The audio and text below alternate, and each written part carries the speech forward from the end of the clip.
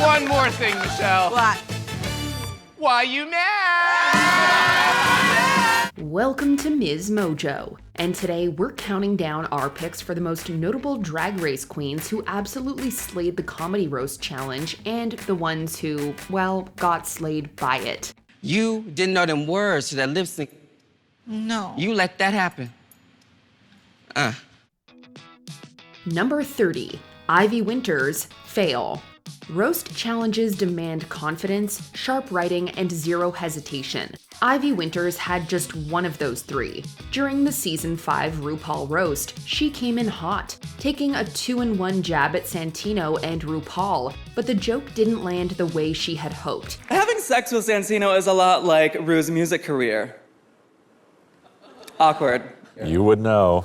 Santino's retort created a strange tension in the room, where instead of laughter, you could feel the audience pulling back. And that kind of awkward silence is brutal in a roast setting. From there, she never quite managed to turn things around, and her set remains memorable, not because it was good, but because of this one moment. I feel like whenever Michelle farts, a fairy gets her wings.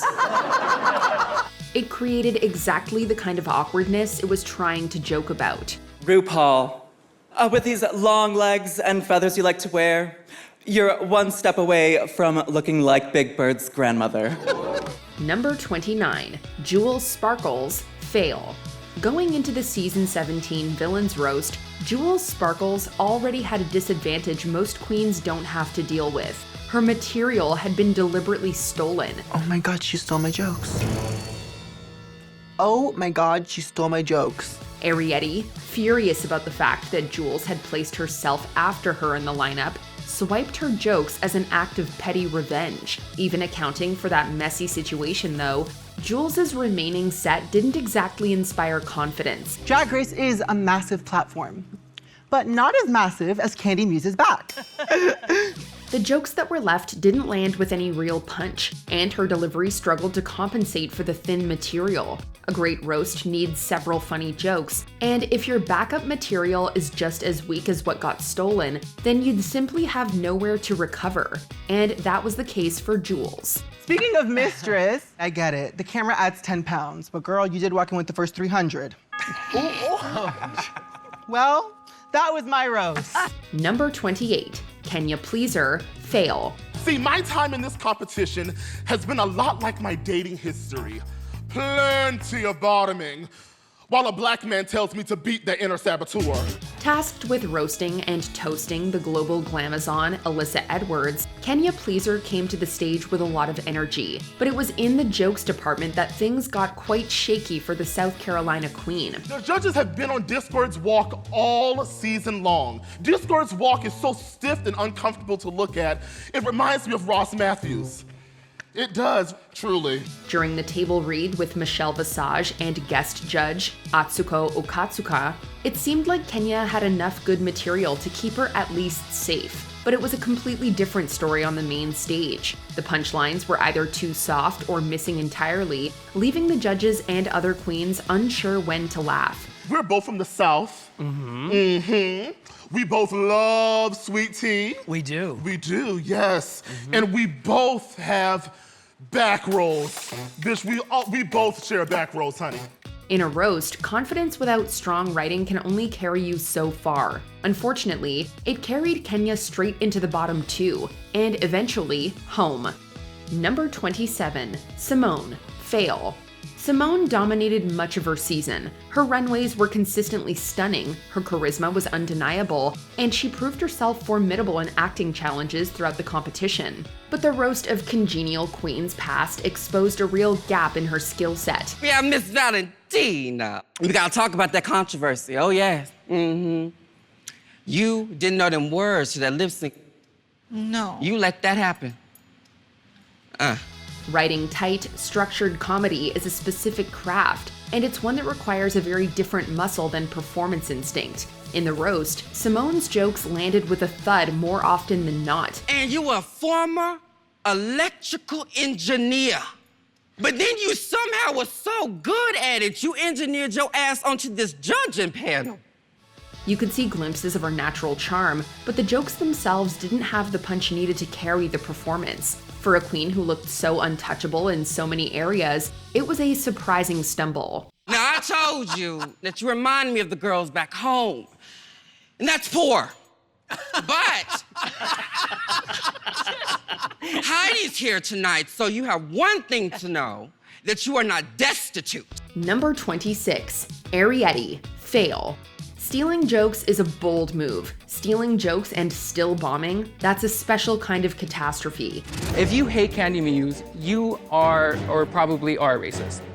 And if you like Kandy Muse, you like bad drag. As mentioned earlier, Arrietty felt slighted by Jules' lineup choices and decided that the appropriate response was to swipe her roast material. The revenge plot itself was such a messy drama, but the execution of it all made it even worse. Even armed with someone else's jokes, Arrietty's roast was a disorganized mess. Plain Jane, I relate to you the most. The only difference between you and I is, in my childhood, I played outside with kids and friends.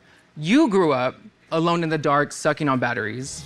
You could tell the material didn't feel natural coming from her, and as a result, the whole set collapsed under its own chaos. She landed in the bottom 2 alongside Jules and was justifiably sent home. I honestly don't think you guys are villains. The real villains are the girls that smile to your face and then stab you in the back, just like this next diva. Number 25, Jaida Essence Hall, fail. The all-winners edition of All Stars saw some stiff competition. Jaida Essence Hall is not necessarily a natural comedian, but her set started strong, and the writing wasn't bad at all. The only difference is Trinity has a fake ass bitch, and Monet is just a fake ass bitch. Then, as she began stumbling over her words, she lost her rhythm. The only thing sharper than Jinkx's wits are her pearly whites, and yellows, and beiges, and grays. It became clear she was struggling. Although it was funny to watch her acknowledge she wasn't doing well, it was a shame to watch some pretty decent jokes go to waste under some shoddy delivery. Still, it taught us one thing. If you must fall on your face, do it as gracefully as possible. Now that was not the way that joke was supposed to go. Number 24, Deja Sky, fail. She may have been the sole survivor of season 14's Snatch Game, but Deja Sky went down in flames at the Ross Matthews roast. Now I will say, Daya looks like what a 5-year-old would draw if you asked them to draw Bigfoot. Instead of laughs, most of her cutting humor got guffaws and scandalized oh my gods. She couldn't help but undercut her best jokes with unnecessary comments. What's the difference between my padding and Bosco's big ego? Oh my God. My padding can clear a doorway. Oh my God. Just kidding, not really. It was clear from the reactions that the bulk of her insults towards Michelle Visage and Ross Matthews weren't going over well with anyone either. She saved face with her last joke, but when your best quip is literally your exit line, you know you didn't do well. Now, this queen needs no introduction. Number 23, Olivia Lux, fail.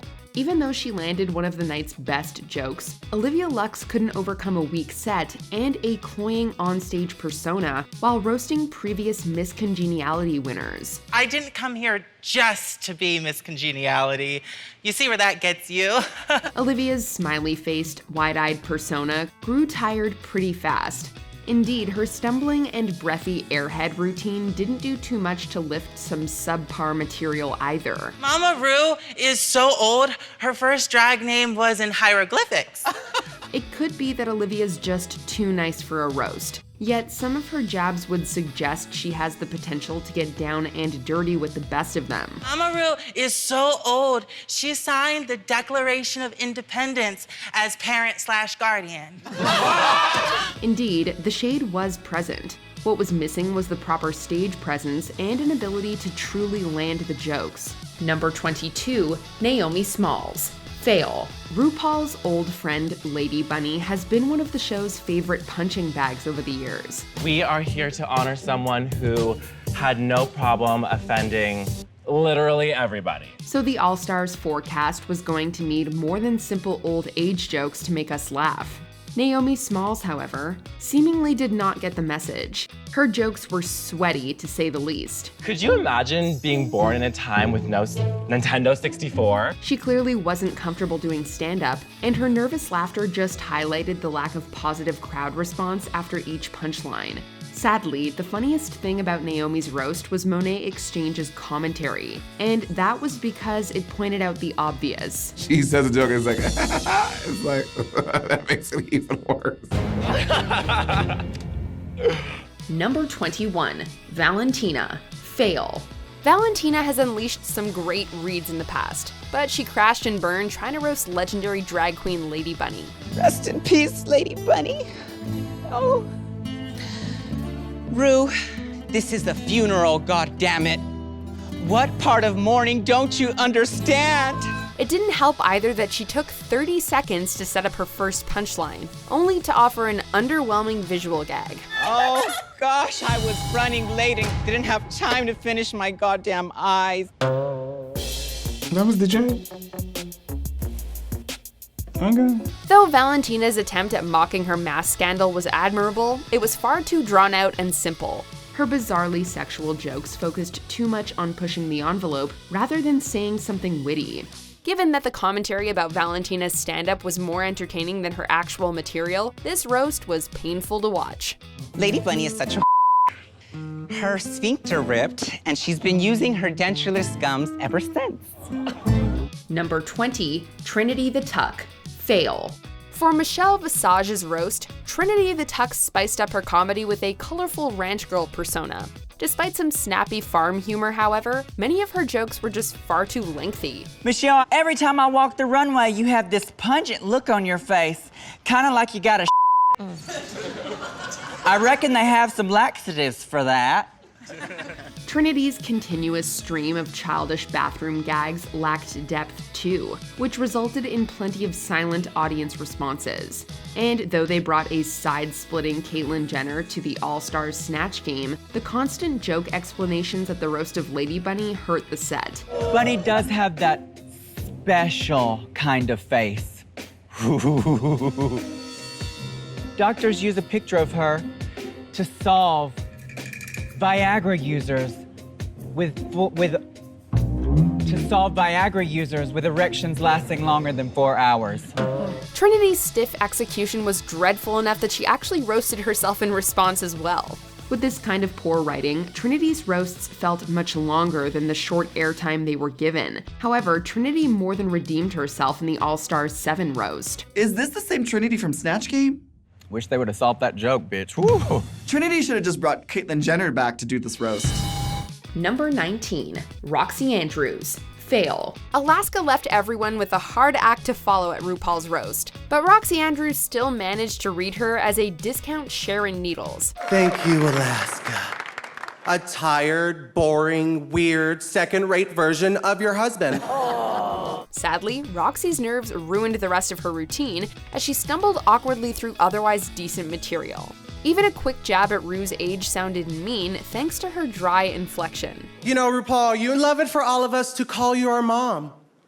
How the can I call you my mom if you're as old as my grandpa?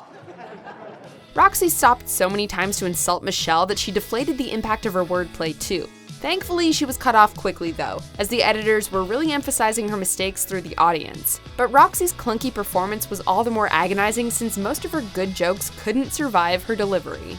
Michelle Visage, with that much makeup, all of your wigs, and light on your face, maybe we should call you Michelle Mirage. Number 18, Alyssa Edwards, fail. Despite her usually hilarious antics in the workroom, Alyssa Edwards' sharp sense of humor fell flat at the roast of RuPaul. I thought I had auditioned for RuPaul's next Drag Queen of the Year. Little did I know I was walking into the largest cross-dressing convention of all time. Though she threw in some clever wordplay about cracks, her sloppy delivery hurt every joke she had. Edwards' attempt to call the competition trashy also felt obvious and a little undercooked for where she could have taken the idea. But this is about you, Mother Ru. Some smart puns and digs at Santino Rice came out half-baked as well, and showed potential for a great routine that was never refined. You and Coco Montrese do share something in common, okay? And that's not only your foolish wardrobe, but being a runner-up. Don't get bitter, just get better. While the editing definitely played into how bad Alyssa's set appeared, her lackluster writing was what earned her a spot in the bottom 2 that week. This was the best bunch of people you could get to come judge.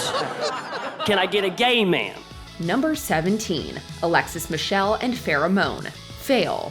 Tasteless jokes got particularly out of hand during Michelle Visage's roast, but they only reflected poorly on the people saying them. Farah Moan's detail-heavy read on Michelle's fame just stated facts maliciously and didn't have a true punchline. I find it hilarious that Michelle Visage judges a talent competition.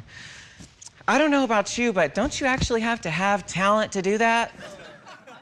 After Farah's tactless quip about sexual favors, however, it was satisfying to watch Visage grimace in contempt. Alexis Michelle, on the other hand, insulted Fortune Feimster's career without any sort of comedic twist. Fortune, you also know about playing second fiddle. Visage was also the only one laughing at Alexis's predictable humor. Plus, the water sports gag was too obscure for the judge, let alone for viewers. I have to congratulate you on really being able to take the piss. Just ask the UK men's water polo team. Okay. This all contributed to closing the roast on a sour note, and understandably landed Farah and Alexis in the bottom 2. Number 16, Utica Queen. Fail. In one of the most spectacular roast fails in herstory, Season 13's kooky fashion icon, Utica Queen, experienced the gamut of the Drag Race stand-up comedy experience. You know, Ross and Simone, I think you guys would make a great couple. Simone and Pumbaa. She almost landed at least one joke, bombed so hard the next studio heard it, got dressed down by one of the judges, and the host even gave her the finger. It's kind of a wonder how bad she was, considering how incisive and brazen some of the jokes sounded on paper. They should take Celebrity Big Brother and make it Celebrity Big Brother with benefits. But they were too vulgar, too underwritten, and too bizarre to ever have a chance. Utica's best moments came courtesy of guest judge Loni Love and RuPaul, who both had the perfect response to her remarks about them. It's just as hard to swallow as Loni Love's comedy career.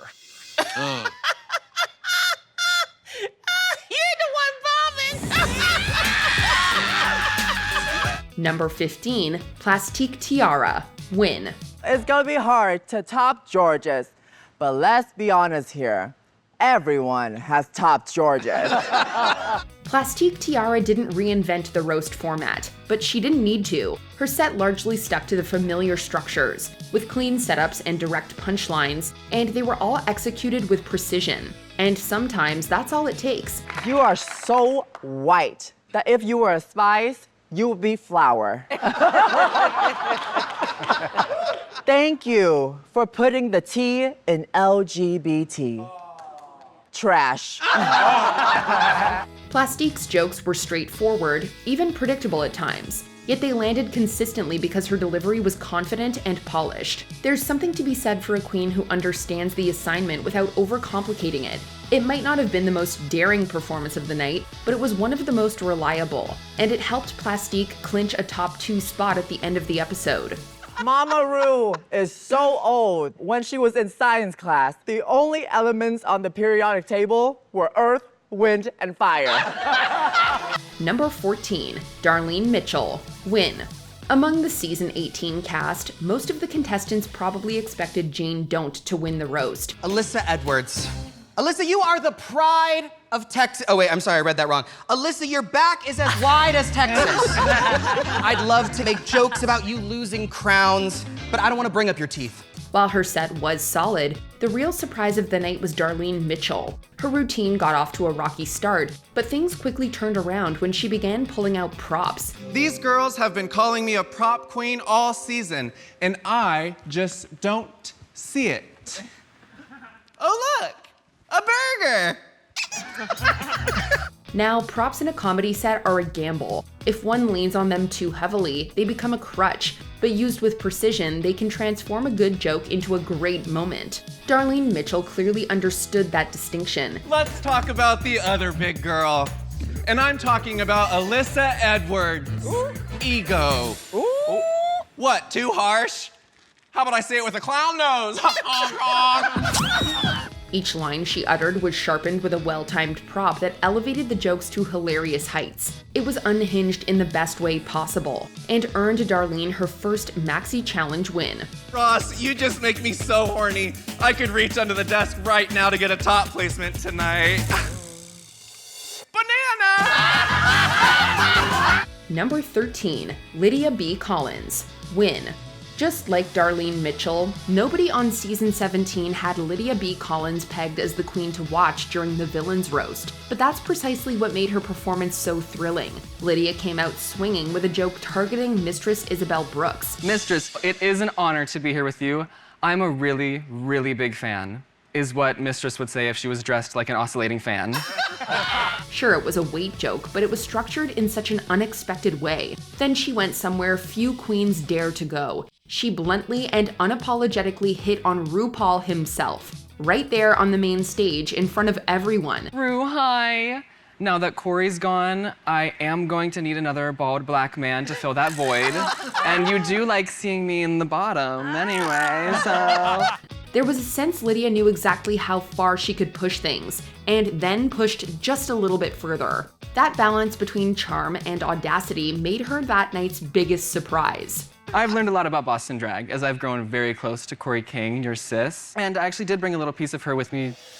To this day, her is still in my stomach. Oh, God. Number 12, Willow Pill, win. You know, the judges are always saying Georges was born for drag. She's also gonna die for it because RuPaul's gonna sacrifice her for 7 more years of life. Willow Pill has always had a slightly offbeat comedic rhythm, and here it worked in her favor. Her set moved through targets with surgical precision. She went after Georges with pointed wit, and then used one joke to annihilate 3 of her competitors. We have Bosco, who looks like the child of Kurt and Courtney. Daya, who looks like the child of Ozzy and Sharon. And we have Camden, who looks like the child of a brother and sister. By the time she got to the man of the hour, Ross Matthews, it was already well established that she was in complete control. Willow's jokes at Matthews, which targeted his apparent resemblance to comedian Fortune Feimster, left everyone completely undone. Truly, you are a very, very handsome lesbian. It took me about 5 years to realize you and Fortune Feimster were different people. You could see how naturally the jokes flowed from one to the next, which made the entire set feel effortless while clearly being anything but. Number 11, The Vivienne, win. Across her 2 seasons of Drag Race, the Vivienne showcased a comedy arsenal only few could match. She brought that full force to the Kennedy Davenport Center Honors Hall of Shade roast. Shade Coulee! Calm down, Jinkx, that's not a dessert. Jinkx had a Zoom wedding, not because of the pandemic, just because her husband couldn't bear to be in the same room as her. The Vivienne had carefully written burns for everyone, and her dry, almost regal delivery made every jab cut even deeper. While comparisons between Monet X Change and Bob the Drag Queen have become predictable, the Vivienne approached it from a fresh angle. Monet had her own talk show, well, on the internet, called The Exchange Rate, which is Latin for cancelled. The show was meant to be an exploration and reflection of Monet's talent and personality, and sadly, it was. She was equally sharp when targeting her twinner, Trinity the Tuck, especially her love of plastic surgery. Trinity's catchphrase this season has been, "I live!" And she does, until that backstreet B-grade silicone migrates into a vital artery, and then, girl, you die! It's a surprise she didn't place in the top 2, because on any other season, this would have been a winning performance. Number 10, Bosco, win. Opening a comedy show is no small thing. Bosco, however, had a lot of material to work with. Herself. Before we get started, I do want to take a moment and talk about myself. She managed to turn her weak points in the competition into great fodder for a string of one-liners about how often she's been told to go home. Because if you can't roast yourself, how are you gonna roast somebody else? I have been told to go home more times than Michelle every time she visits the UK.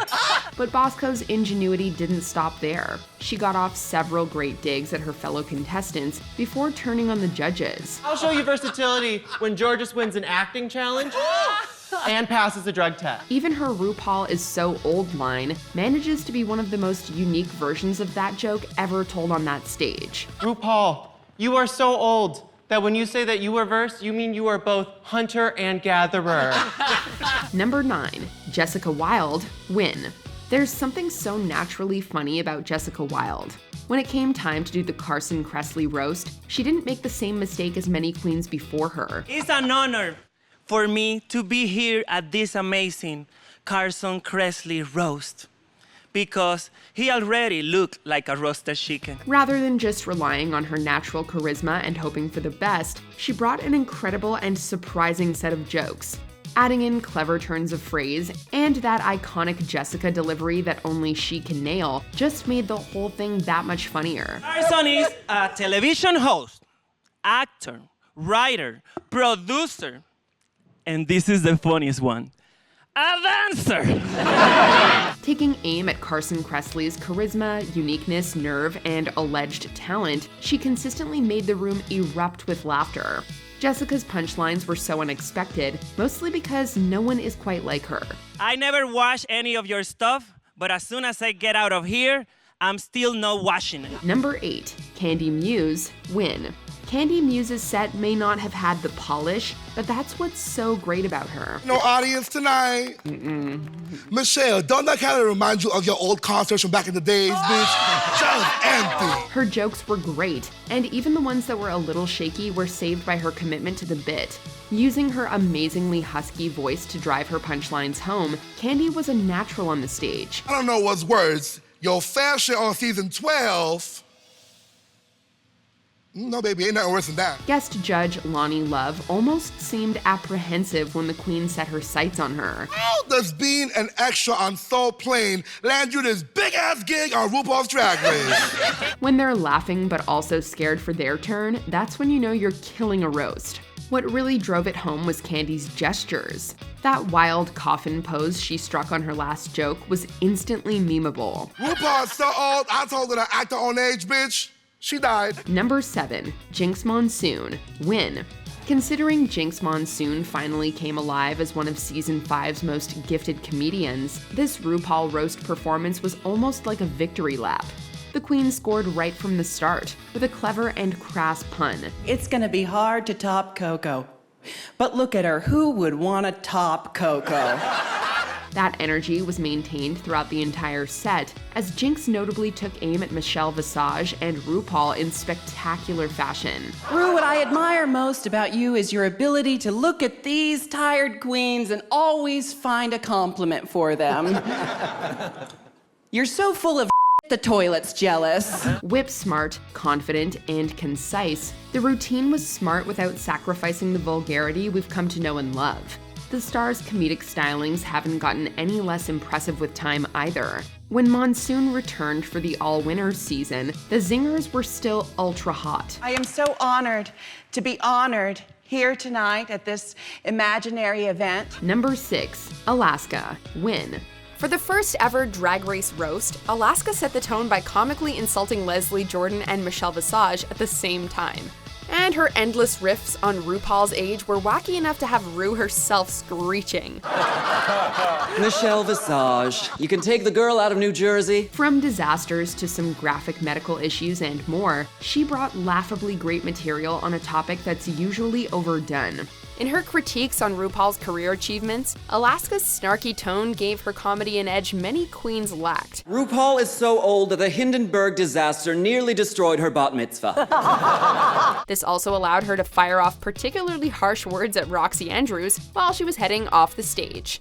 This comfort to leave no stone unturned in her routine assured that Alaska never gave audiences a dull moment. It is my great pleasure to bring to the stage our next entertainer, Roxxxy Andrews. And that's Roxxxy with 3 X's just like her dress size. Number 5, Monet X Change, win. While prop comedy can be tacky at times, Monet X Change's glasses proved a goofy and lighthearted tone for her Lady Bunny reads. Dearly beloved, we are gathered here today to celebrate the life, liberty, and illiteracy of our dear friend Lady Bunny. Though mentioning Beyonce would seem like a compliment, Monet actually invoked Knowles Carter's name to riff on Lady Bunny's appearance. She was often called the Beyonce of drag, not because she was rich and beautiful or famous, but because she looked like she was carrying twins. Monet's ancient Bible references wittily ripped into Lady Bunny's age too. However, it was her detailed story about eating other queens that left everyone in stitches. In the wrong hands, these quips could have crossed a line and come across as unnecessarily mean. Yet Monet struck a friendly yet zany tone throughout the roast that kept people laughing, and more than lived up to her reputation as a comedy queen. You know, this reminds me of a story when we all went on tour. Bunny expressed that she wanted to eat a little Mexican. Poor little Valentina didn't stand a chance. Number 4, Manila Luzon, win. Dearly beloved, and Michelle Visage. To capitalize on the funeral theme of Lady Bunny's roast, Manila Luzon made a dramatically gloomy entrance. Her excessive recoil upon smelling Bunny, however, was completely unexpected and hysterical. Manila touched on death too, just to comically read Lady Bunny for eating too much. At least our poor Lady Bunny met her fateful demise doing something she loved, when she choked to death at a hot dog eating contest. And just when her jokes got incredibly saucy, she threw in another twist about the dearly departed's appetite. When the doctors performed the autopsy, they found that she was full of semen and the aircraft carrier that they served on. It was all these creative subversions of funeral cliches that allowed Luzon to stand out, and nab a spot in the top 2 as well. By getting Lady Bunny laughing and simultaneously burning her fellow queens, Manila had a roast worthy of an all-star. Lady Bunny wants you to know that finally you're the pretty one. Number 3, Jimbo, win. This iconic queen decided that the only way to properly do insult comedy was in character as one of the most famous insult comics of all time. Oh my God, I didn't realize I was coming back from the dead to go right to the zoo. Reviving her winning Snatch Game impersonation from the first season of Canada's Drag Race, she was on fire from start to finish. Jimbo's Joan Rivers was as quick-witted and vicious as the late woman herself. Now for the woman of the evening. Everybody, let's hear it for Ellen DeGeneres. This kind of take-no-prisoners approach could have easily come off as awkward, but the strength of the jokes and Jimbo's characterization of Rivers were so spot on that it almost seemed as if the comic had been revived for one last gig. Thank everybody so much. This has been the roast of the Crypt Keeper, everybody. Number 2, Coco Montrese, win. This lip-sync assassin strayed far from her comfort zone for the show's first ever roast, and it was a gamble that paid off big time. So I'm flipping through the channel, I say, you see Ru on TV. I say, what the hell is he thinking? Coco Montrese decided to perform in character as RuPaul's fictional cousin.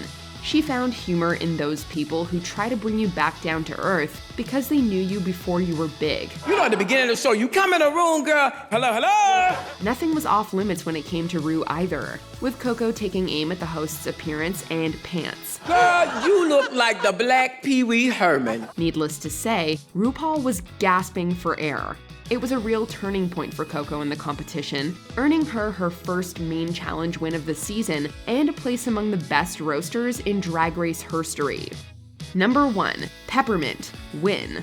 There was a loving quality to Peppermint's voice at Michelle Visage's roast, which just gave more punch to all the shade she dished out. Ross, everyone says that your voice is annoying and high-pitched, but I actually love the sound of your voice right now. Don't talk. Peppermint used this warm energy to praise Ross Matthews in the most backhanded way she could. She also questioned Michelle's outrageous negativity for a side-splitting deep cut on her book. Michelle says no to everything. Michelle, you like my dress? No. You like my makeup? No. Bitch, where the hell were you when somebody asked you if you wanted to write that book? Peppermint's research allowed her to deliver long-form jokes that actually stuck the landing, while also touching on subjects that her competitors missed. However, it was her genius Destiny's Child comparison that had everyone laughing the longest. Michelle Visage, Michelle. Not since Destiny's Child has a Michelle become so famous for riding somebody else's coattails. This fierce comedic talent and her great timing helped Peppermint win the roast challenge, and showed audiences she had the talent to go all the way. Oh, I just hope Lady Bunny's in a better place. Trust me, she is. I've seen her apartment. Got a roast moment that had you cackling or cringing? Let us know in the comments.